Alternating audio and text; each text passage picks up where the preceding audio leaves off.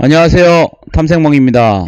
종목으로 알아보는 주식공부 금일은 11월 6일입니다. 처음 오신 분들은 구독과 좋아요 꼭 한 번씩 부탁드리겠습니다.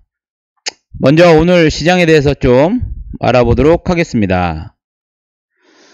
금일 시장은 그동안에 이제 지속된 상승세에 차익 매물이 좀 출회되면서 혼조세로 좀 마감하는 모습을 좀 보였었는데요. 코스피 같은 경우에는 이제 외국인 순매수에 그래도 상승으로 좀 마감을 하였던 모습이었고요. 코스닥 같은 경우에는 외국인 기관이 동반 순매도를 하면서 좀 하락으로 마감을 하였습니다. 다행히도 좀 하락폭이 나왔다가 장마판에 조금 그 상승폭 상승으로 좀 전환을 했던 모습인데요. 미중 무역 협상 기대감이 지속이 되고 있고, 또 어제부터 나온 북미 정상회담 기대감 지속 등에 긍정적으로 이제 좀 작용을 하면서 지수의 하락은 나타나지 않고 좀 혼조세의 모습을 좀 보이고 있는 모습입니다. 그렇기 때문에 아직까지 미국이라든가 유럽의 시장을 좀 확인하면서 우리나라 증시도 확실한 모멘텀이 나오기 전까지는 좀 약간의 좀 박스권과 횡보, 즉 조정장이 조금 나올 수도 있다. 이 조정장은 뭐 강력한 큰 조정이 아니고 박스권 내에서 물량을 좀 소화할 수 있는 그런 형태의 모습이 나올 확률이 높다라고 좀 예측을 해보겠습니다. 금일 특징 세터 같은 경우에는 일단은 대북 관련주가 이제 눈에 띄었죠. 정부에서 2차 대북 통지문 발송 및 북미 정상회담 기대감 지속 등의 뭐 한창 난강토건 등등 대북 관련주들이 좀 상승했던 모습이고요. 이 반대로 또 이제 면세점 관련돼서는 매출 성장 전망 등의 뭐 대표적인 3인방이죠. 신세계, 호텔신라 등등 면세점 관련주들이 좀 상승하는 모습을 보였습니다.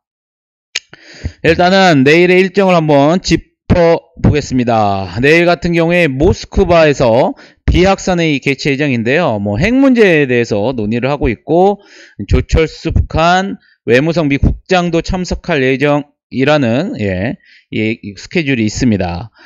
또한 이제 뭐 아시아나항공 관련주들을 이제 갖고 계신 분들은 이제 가장 뭐 큰 기대감이 됐을 텐데요. 아시아나항공폰 입찰이 예정되어 있습니다. 현재로서는 이제 뭐 3파전인데요. 애경그룹 컨소시엄과 HDC 현대산업개발 그리고 KCGI의 3파전으로 좀 양상될 예정입니다.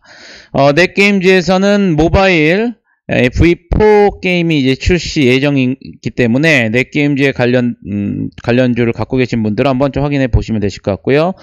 내일은 좀 실적 발표가 좀 많습니다. 카카오, GS그룹 계열, CJ그룹 계열, 또 BGF 계열, 또 롯데 계열, 그리고 기타 등등 화면에 보이시는 종목들의 실적 발표가 나오는 날이기 때문에 좀 갖고 계신 분들은 관심 있게 체킹을 한번 해보시면 되실 것 같겠습니다.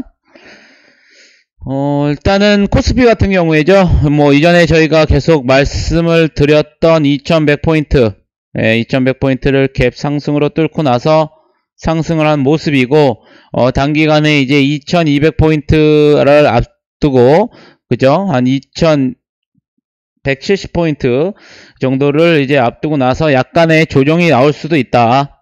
그렇기 때문에 여기 같은 경우에는 큰 하락보다는 이 추세 라인을 통해서 올라갈 조정을 받으더라도 큰 조정보다는 좀 이렇게 약간의 조정이 좀 나올 확률이 있지 않을까.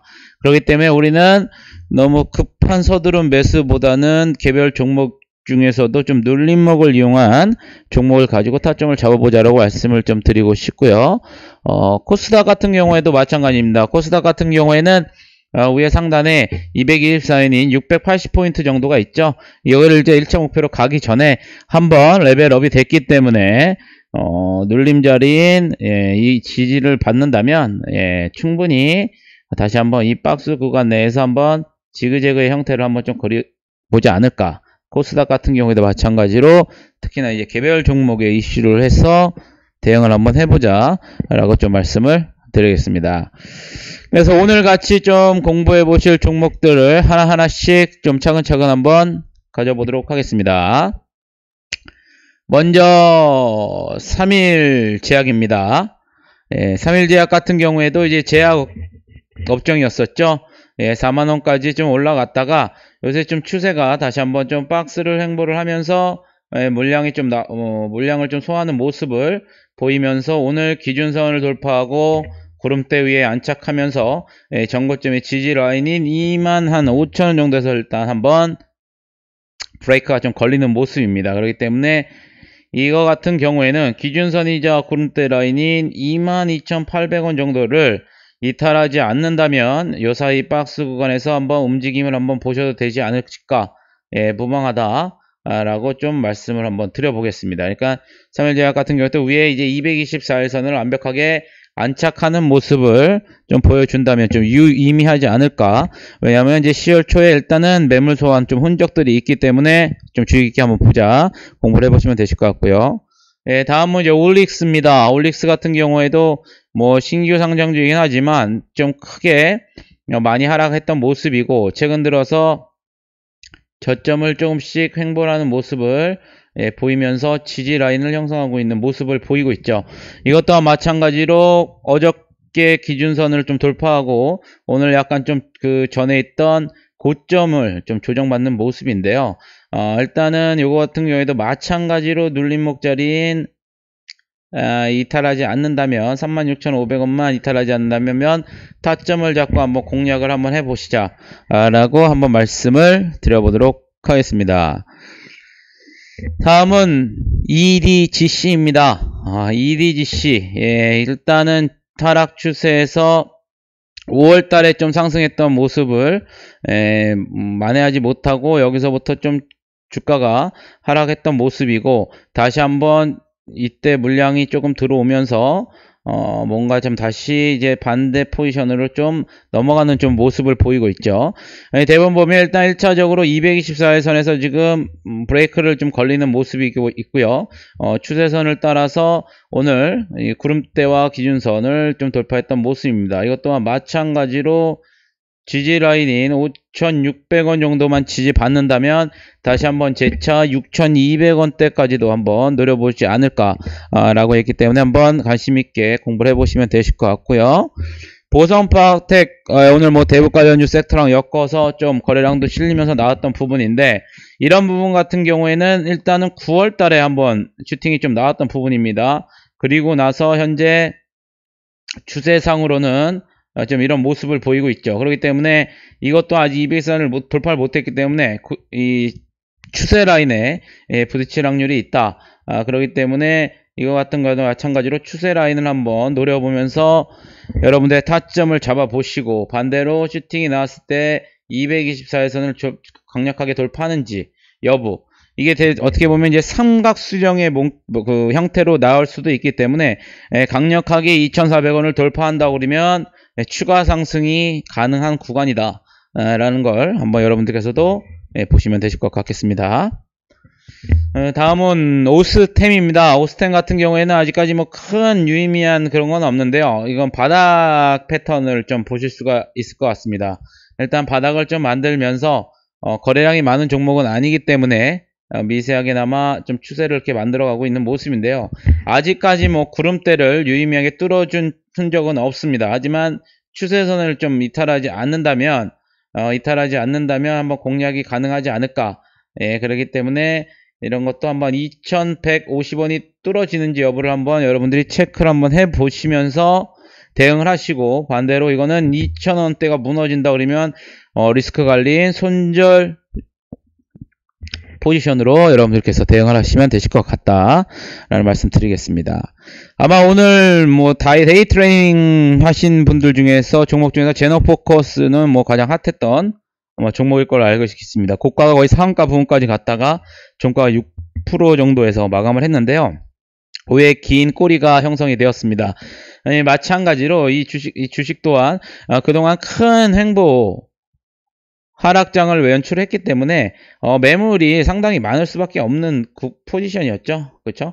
그렇기 때문에 이것 또한 마찬가지로 매물 소화를 좀 이뤄낸 흔적이 있기 때문에 이런 같은 경우는 갭이 떴습니다. 그렇기 때문에 구름대와 이 갭 사이인 요 사이에 매수 타점을 한번 좀 잡아 보시면서 여러분들이 제너포커스가 어떻게 움직이는지를 한번 체킹을 해 보시고, 반대로 이것도 마찬가지로 내려오면은 6,600원 정도 부분 되겠네요. 224일선을 강력하게 돌파하는지, 아니면 1차적으로 거기서 수익 청산을 하셔야 되는지를 유념있게 한번 공부를 한번 해보시면 도움이 되실 것 같겠습니다.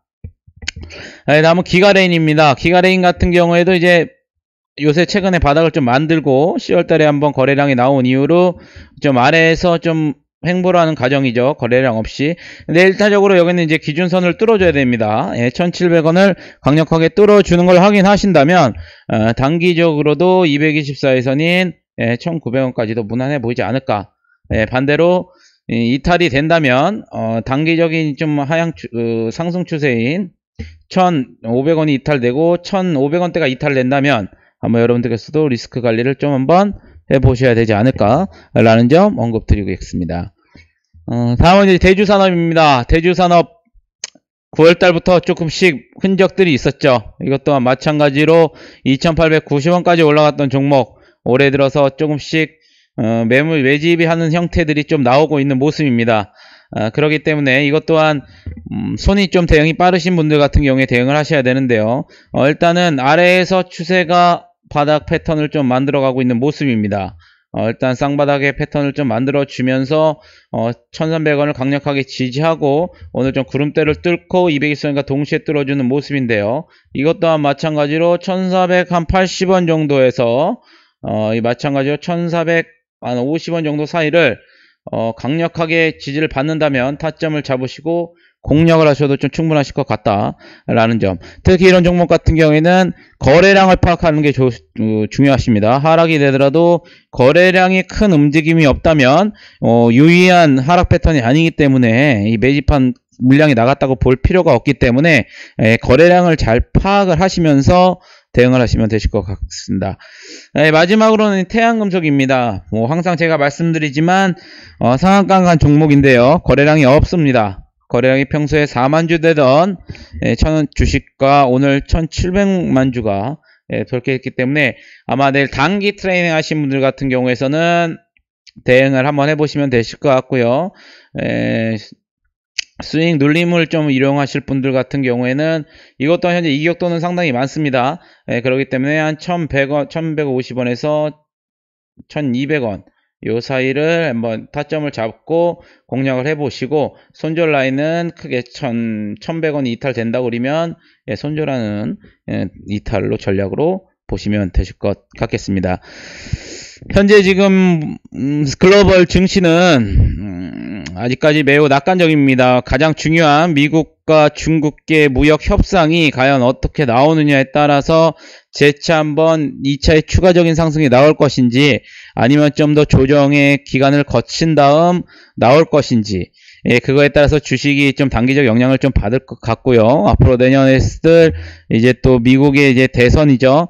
대선과 또 나오는 경제 지표에 따라서 약간의 좀 등락폭이 변동성이 좀 확대될 수도 있다라고 생각을 하시면서 대응을 좀 하시면 되실 것 같겠습니다. 금일 하루도 고생하셨고요. 마지막으로 영상이 좀 도움이 되셨다면 구독과 좋아요 버튼 한번 눌러주시면 감사하겠습니다. 그럼 저는 내일 다시 영상으로 찾아뵙겠습니다. 감사합니다.